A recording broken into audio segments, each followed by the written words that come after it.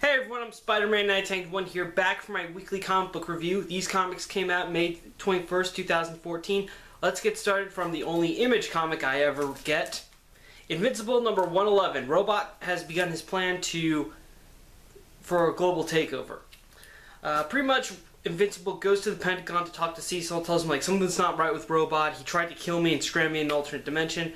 Cecil believes Mark, then Robot shows up, says that and comes up with some BS excuse that, he thought Invincible was his counterpart, but Cecil says, I'm not sure who to believe, so I'm gonna have to take you in, ask you a few questions. But Robot goes, okay, now I have to speed up my plan, and he just straight up murders Cecil. He cuts his throat, smashes his head in, and then, of course, since this is Robot, it's really just a drone that looks like Robot's armor, and he tells Mark, and after Mark takes care of the drone, he tells Mark that he should probably head to his house soon, and then Mark heads to his house. He sees a larger version of Robot, who we saw on the cover here, this sort of like enhanced, darker version. Apparently this new armor that Robot built is made of the hardest metal on Earth, and if Mark hits it, it will emit a sound at a certain frequency that's deadly to Viltrumites. So Mark can't really hit him too much, get a lot of hits in.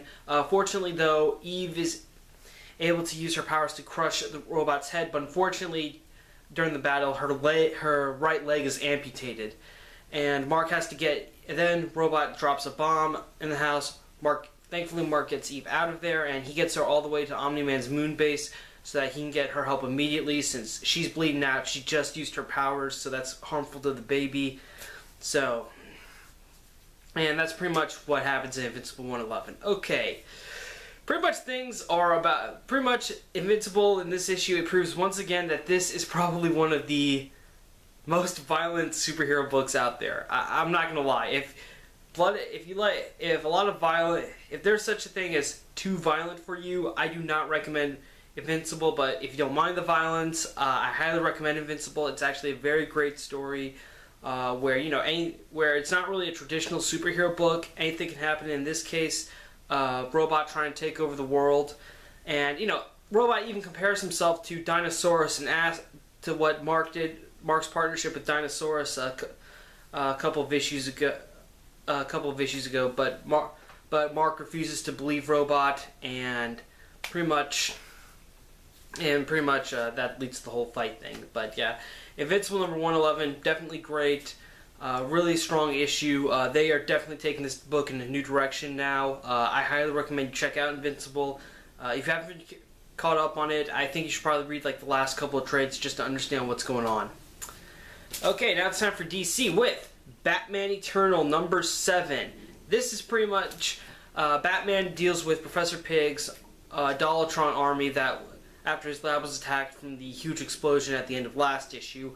But all of this is actually just a distraction because Carmine Falcone's real target is Penguin's Iceberg Casino. That's right, Penguin's Iceberg Casino was hit and it went down in Gotham Harbor. Fortunately though, Catwoman was there at the time trying to get some information from Cobblepot, and she's able to save some people, get everyone to safety, and save as much life as possible. But Penguin, he survives, but he's just a wreck over it because he's pretty much just lost his entire empire. And also, the new commissioner, Commissioner Forbes, who is really working with Carmine Falcone, he does one of the stupidest things, which is after Batman takes care of Professor Pig and ties him up, like vigilante superheroes usually do, leave him for the cops. He frees Professor Pig and says, we need to send a message that Gotham PD no longer works with capes. It's like, yeah, you're going to let a mass murderer free just to prove a point. Do you realize how insane that is? So yeah, I really think that once this series gets to a conclusion, we're going to see Forbes taken down. No one's going to have any problems taking him down.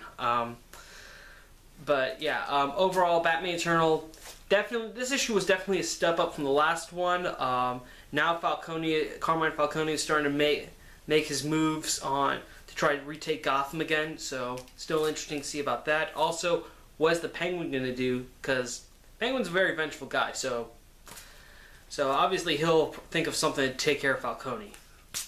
So yeah, Batman Eternal number 7, really great, definitely a buy. Alright, next up, Forever Evil number 7, the conclusion to the big DC big event that was started last November.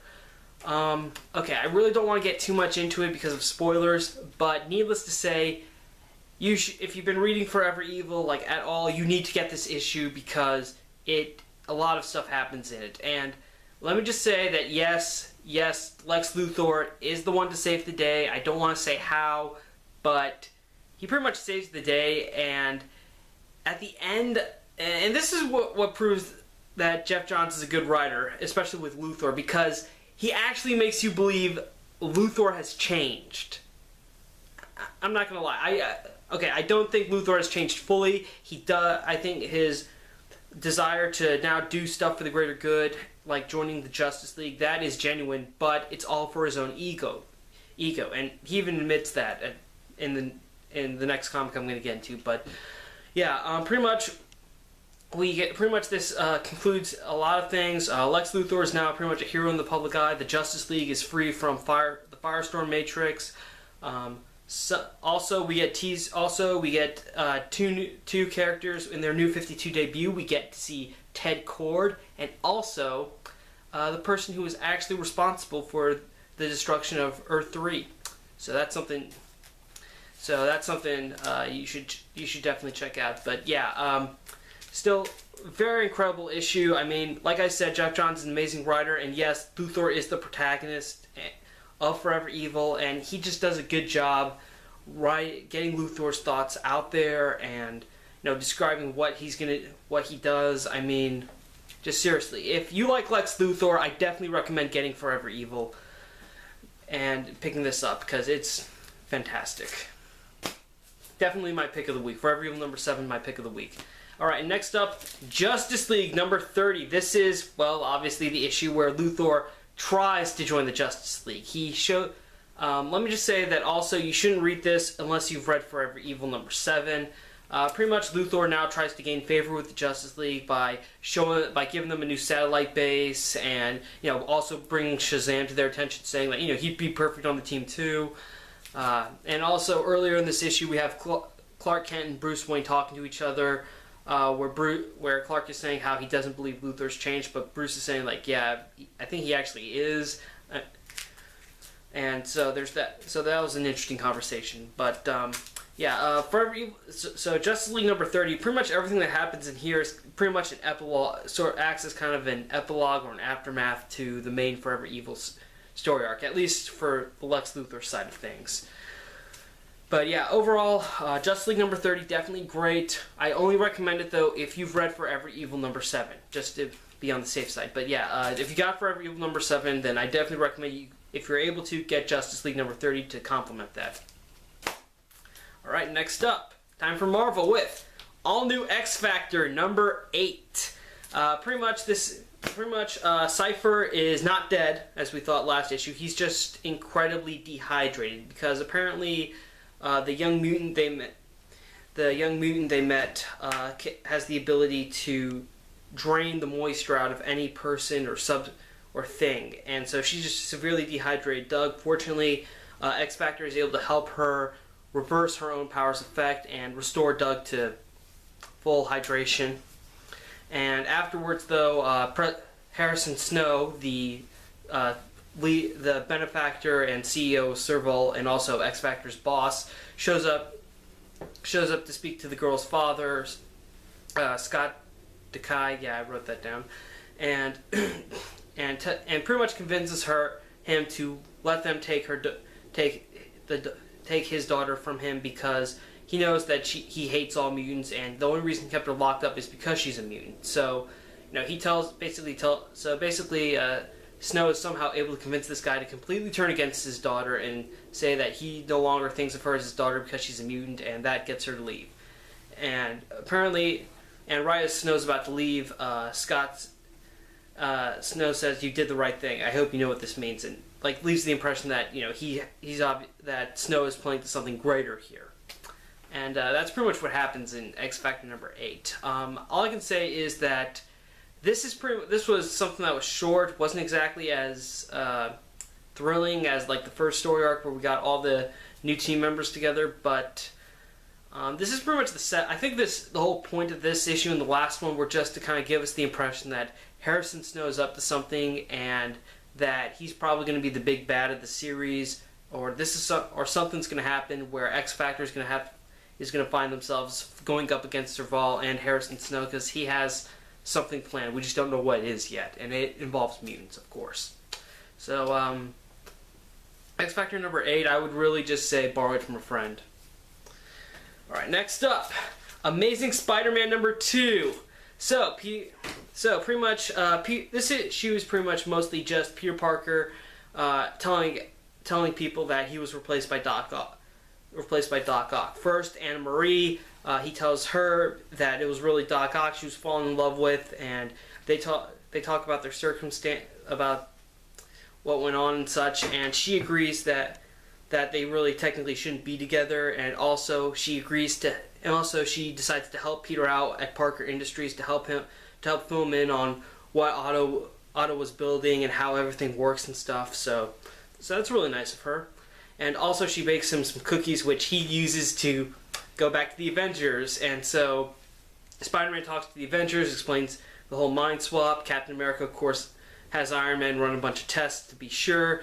And then Captain America tells him that Flash Thompson is Venom. Peter's not too happy about that, but Cap's like, okay, you know, I kind of had that one coming, but they're able to talk it out, and Spider-Man's basically back on the Avengers, and then Spider-Man's fight with Electro. Electro has gotten a lot more powerful, or rather his powers are, it's either he's gotten more powerful or his powers are just like really screwed up because he tries to kiss a girl and he fries her completely, and so he's angry at Spider-Man. Spider-Man tries to stop him using the old exploding hydrants, drowning Electro with water to short-circuit him, but that doesn't work. So, and also Johnny Storm, who, if you've been reading Fantastic Four, no longer has his powers, goes to meet with Peter and he watches the battle, then contacts Peter, and he talks to Pete about everything and relates to how Peter having his brain swapped is kind of similar to how Johnny died and was captured in the negative zone, and tells him that, you know, it's cool, man. He gives him a flash drive with all the movies he's missed, which was pretty awesome.